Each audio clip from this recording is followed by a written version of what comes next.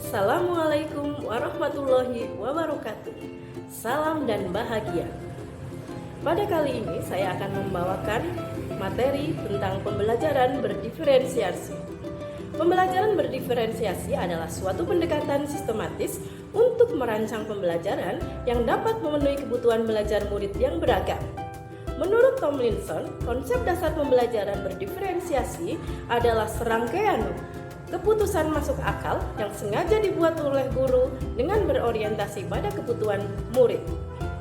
Pembelajaran berdiferensiasi dapat dilakukan di kelas dengan menciptakan suatu pembelajaran yang beraneka ragam dengan memperhatikan kebutuhan murid, memberikan kesempatan dalam memahami konten, memproses suatu ide, meningkatkan hasil setiap murid sehingga murid akan lebih efektif dalam belajar.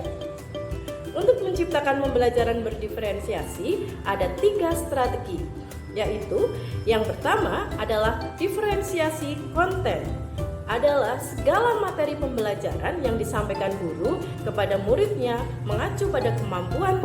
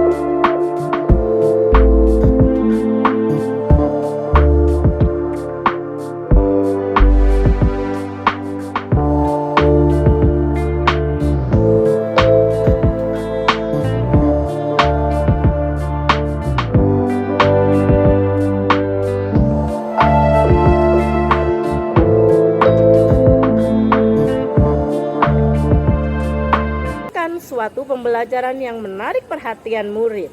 Yang kedua, menciptakan konteks pembelajaran yang dikaitkan dengan minat individu murid. Dan yang ketiga, mengkomunikasikan nilai martabat dari apa yang dipelajari murid. Dan yang keempat, menciptakan kesempatan belajar di mana murid dapat memecahkan persoalan problem based learning. Dalam belajar kita juga mengenal adanya gaya belajar. Gaya belajar adalah bagaimana murid memilih, memperoleh, memproses, mengingat informasi baru. Ada 3 yang dipelajari dalam gaya belajar. Yang pertama, gaya belajar secara visual, yaitu dengan belajar dengan melihat melalui materi yang berupa gambar, menampilkan diagram, PowerPoint, catatan, peta, dan grafik organizer. Kemudian yang kedua, melalui auditori, belajar dengan mendengar, yaitu mendengarkan penjelasan guru, membaca dengan keras, mendengarkan pendapat saat berdiskusi, dan juga mendengarkan musik. Dan yang ketiga adalah kinestik, belajar sambil melakukan. Contoh, bergerak dengan meregangkan tubuh, kegiatan hands-on, dan masih banyak lagi. Preferensi berdasarkan kecerdasan majemuk seperti visual spasial, musikal, bodily, kinestik, interpersonal, verbal linguistik, natural, logik, matematik. Untuk mendapatkan informasi tentang kebutuhan belajar murid, tidak selalu harus melibatkan sebuah kegiatan yang rumit, tetapi guru dengan memperhatikan dengan seksama dari hasil penilaian formatif, perilaku murid, reflektif murid, dan terbiasa mendengarkan murid-murid yang biasanya akan lebih mudah mengetahui kebutuhan belajar muridnya.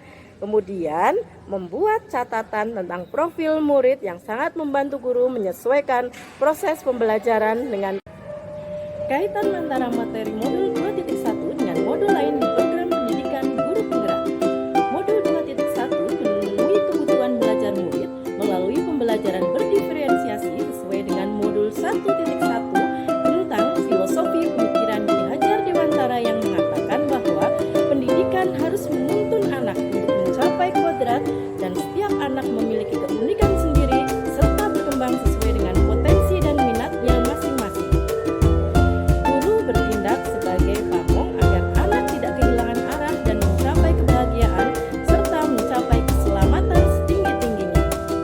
Pembelajaran berdiferensiasi ini mendukung upaya guru dalam usaha memenuhi kebutuhan belajar murid yang beragam dalam prosesnya melalui berorientasi pada keberpihakan pada murid. Dalam modul 1.2, nilai dan peran guru penggerak dalam memetakan kebutuhan belajar murid, dibutuhkan guru yang memiliki nilai reflektif terhadap proses pembelajaran yang sudah dilakukan bersama murid. Guru juga harus berinovatif dalam membuat media pembelajaran yang sesuai dengan kebutuhan murid dan mampu berkolaborasi dengan murid, sesama guru, dan orang tua murid untuk mendapatkan informasi tentang karakter belajar murid. Dalam modul 1.3, guru berpenggerak memiliki visi untuk melakukan perubahan positif dalam pembelajaran yang berpihak pada murid dengan memperhatikan kebutuhan belajar murid dengan strategi pendekatan 1A yang menggunakan tahapan bagja, yaitu bagja yang pertama adalah B. Buat pertanyaan terkait dengan pemetaan kebutuhan belajar siswa. Yang kedua, A. Ambil pelajaran dari apa yang sudah pernah dilakukan. 3. G. Gali mimpi tentang kondisi ideal yang akan terjadi dalam suatu proses pembelajaran. Yang keempat adalah J. Jabarkan rencana melalui 3 strategi dalam pembelajaran berdiferensiasi. Yang kelima, atur eksekusi dengan melakukan penilaian yang sesuai dengan kebutuhan belajar siswa. Pembelajaran berdiferensiasi dapat dilakukan dengan baik dan sesuai dengan harapan jika didukung dengan lingkungan yang menerapkan budaya positif di sekolah. Guru memiliki peran penting dalam membentuk atmosfer lingkungan yang positif. Lingkungan yang positif akan terwujud karena adanya budaya positif yang lahir dari disiplin internal dan komunitas belajar. Assalamualaikum warahmatullahi wabarakatuh.